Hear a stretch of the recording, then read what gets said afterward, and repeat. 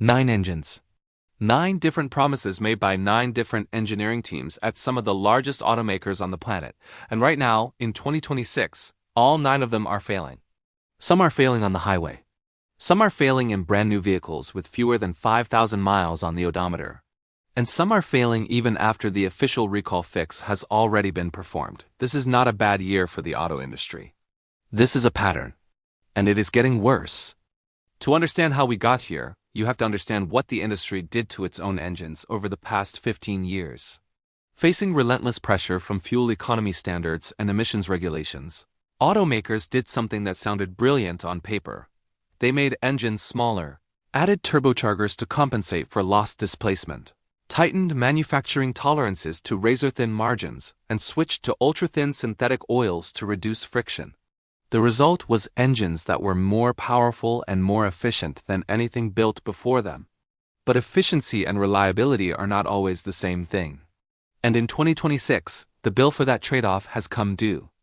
Let's start with General Motors, because what is happening with their 6.2-liter V8, the engine inside the Silverado, Sierra, Tahoe, Suburban, Yukon, and Cadillac Escalade, is unlike almost anything this industry has seen.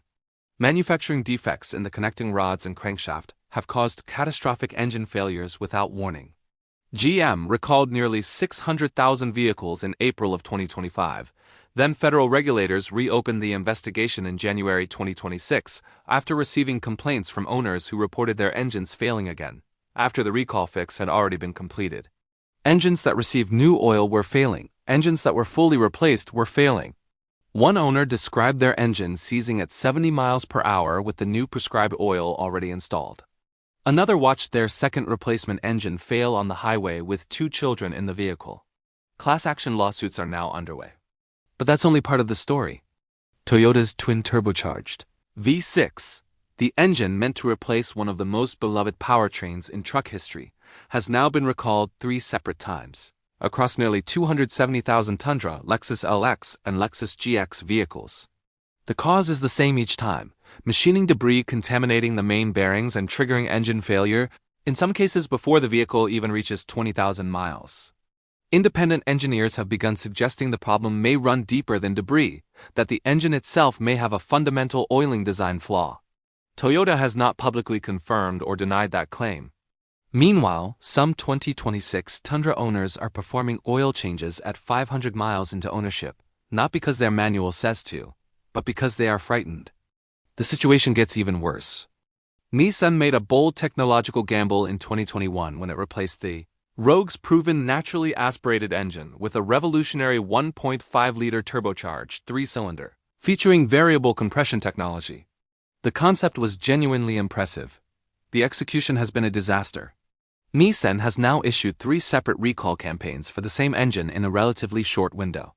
The most recent, in February 2026, expanded the total number of recalled vehicles to more than 760,000.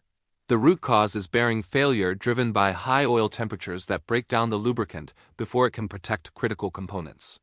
Nissan's response has been to extend the engine warranty to 10 years or 120,000 miles. A gesture that analysts say is less a sign of confidence and more an acknowledgement that the problem is too widespread to dismiss. What happened next surprised everyone. Ford, a company that has staked enormous brand equity on its EcoBoost engine family, is now managing multiple simultaneous crises across that same platform.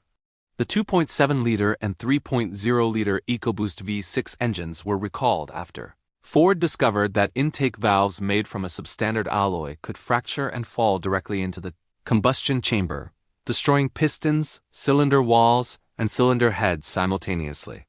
Separately, in June of 2026, Ford issued another recall covering the 2.3-liter EcoBoost 4-cylinder in the Bronco, Explorer, and Ranger, after camshaft components were found to have been improperly installed at the factory, capable of triggering complete engine failure and sudden loss of drive power. The repair for that recall is not expected to be available until November 2026. That is 5 months of uncertainty for owners of brand new vehicles. The real problem goes much deeper. Honda's 1.5-liter turbocharged 4-cylinder, the engine inside the Civic, Accord, and CR-V, continues to generate class action lawsuits over oil dilution and head gasket failures, even as Honda has declined to issue a formal recall. At the same time, federal regulators are investigating 1.4 million older Honda vehicles for connecting rod bearing failures in their six-cylinder engines. Dealers are caught between a manufacturer that insists the problem is manageable and owners who are showing up with engines that tell a different story. Hyundai and Kia's Theta 2 engine saga, which has already cost over $2 billion in fines, settlements, and repairs across a decade of production, continues to generate teardown reports confirming the same bearing failures, debris contamination, and oil starvation patterns that triggered the original recalls years ago. Jeep's 2.0-liter turbocharged four-cylinder, used in the Wrangler and Grand Cherokee, generated a major recall in late 2025 for defects capable of causing engine fires, with owners separately reporting head gasket failures, cracked cylinder liners, damaged pistons, and turbocharger failures. And Volkswagen's 2.0-liter turbo, which powers some of its most important models including the Tiguan, is currently facing active lawsuits targeting piston ring failures that cause severe oil consumption, burning through the very lubricant the engine depends on to survive. However, sales data tells a different story than the public optimism coming from corporate communications teams.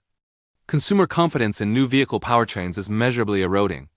Owner forums, federal complaint databases, and dealer service logs all point in the same direction. Buyers are increasingly skeptical, increasingly angry, and increasingly unwilling to accept the explanation that these are isolated incidents.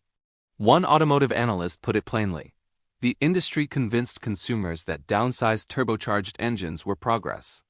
What they did not tell them is that the margin for manufacturing error in those engines is so thin that a single contaminated oil passage, a single out-of-specification component, a single improperly installed part at a factory running at full production volume can cascade into catastrophic failure in thousands of vehicles simultaneously. That is the uncomfortable truth behind the 2026 engine crisis. These failures are not random. They are the predictable result of engineering decisions made under pressure, manufactured at scale and sold to people who trusted that the badge on the hood meant something. 9 engines are proving right now that trust is not a given. It has to be earned. And for too many owners sitting in dealership waiting rooms, wondering whether their replacement engine will outlast the first one, that lesson has arrived far too late and far too expensively.